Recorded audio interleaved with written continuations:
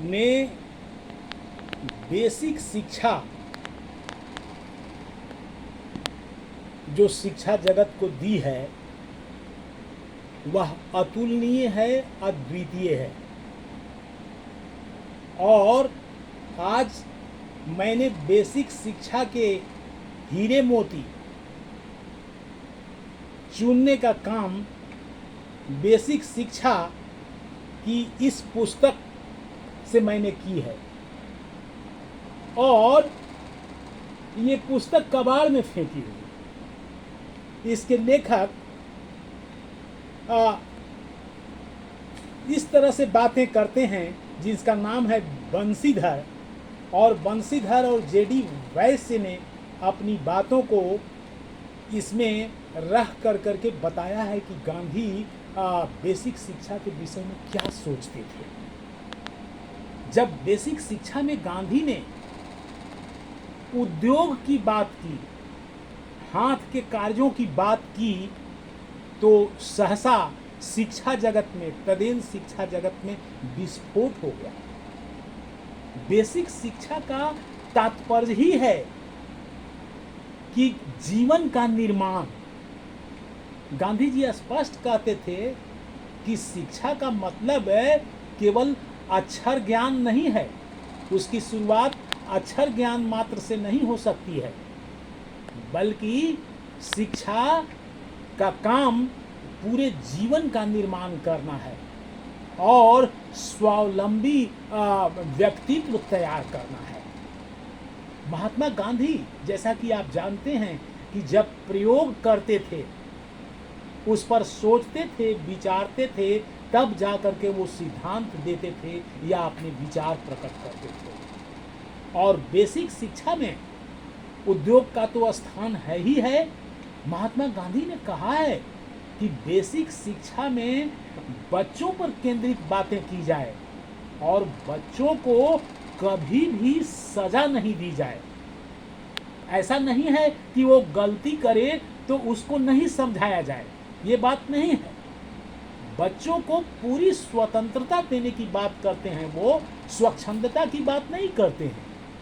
और उन्होंने कहा है कि बच्चों को आप अगर सजा देते हैं तो उसको आप कायर बनाते हैं,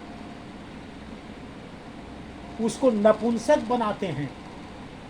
महात्मा गांधी ने कहा कि अगर तुम चाहते हो कि देश में सैकड़ों हजारों गांधी तैयार हों, टैगोर तैयार हों, बड़े बड़े वैज्ञानिक तैयार हों, बहुत बड़े बड़े कलाकार तैयार हों, तो बच्चों को सजा से घर में और स्कूल में दोनों जगह मुक्त रखना होगा और तभी कर्मवीर बच्चे तैयार हो सकते हैं।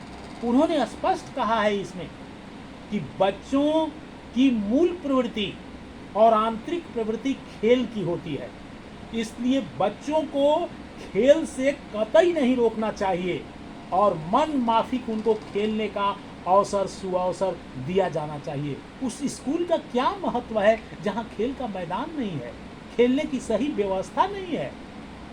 और जो बच्चे खेल नहीं पाते हैं ठीक से, वो अपने जीवन में सही ढंग से सफल नहीं हो पाते हैं। बच्चों को अभिव्यक्त करने का पूरा मौका दिया जाना चाहिए, खेल का पूरा सुअवसर दिया जाना चाहिए और कभी भी उन्हें प्रताड़ित नहीं करना चाहिए।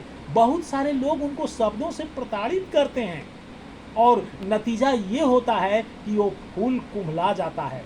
तो इतनी सारी बेसिक चीज़ें गांधी जी ने अपनी बेसिक शिक्षा में कही है।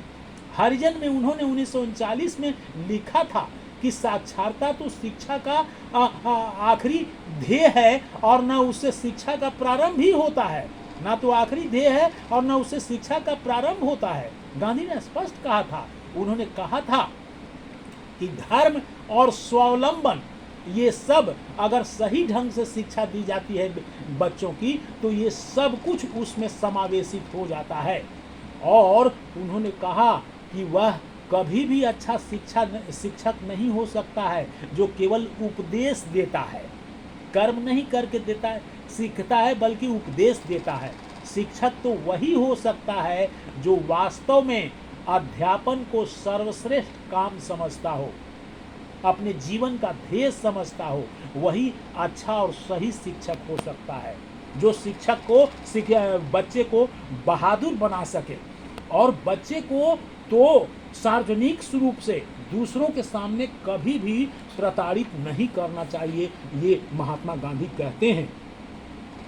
उतना ही नहीं, उन्होंने कहा है कि बुनियादी शिक्षा में काम और खेल दो अलग अलग नहीं हो सकते। 2.5 साल तक के बच्चे तो खिलौने से खेल सकते हैं, लेकिन बाद में वे खिलौनों से उगता जाते हैं और खेल के माध्यम से बच्चा अपना जीवन का निर्माण करता है और खेल के माध्यम से ही उसको उन्नत और देश का सही नागरिक बनाया जा सकता है। इस तरह की सोच महात्मा गांधी की थी और ये बेसिक शिक्षा पर लिखी हुई यह किताब अद्वितीय किताब है और ये बनारस से छपी हुई ये किताब 1960 में ये छपी थी और बनारस से ये छपी किताब अत्यंत ही उन्नत ढंग से बेसिक शिक्षा की बातों को जो है सो ये बताती है किताब। और बेसिक शिक्षा पर कुछ बातें भी मैं इस पर डाल सकता हूँ जो आप देख सकते हैं, ये मैं डाल रहा हूँ इस पर। Thank you very much. Okay.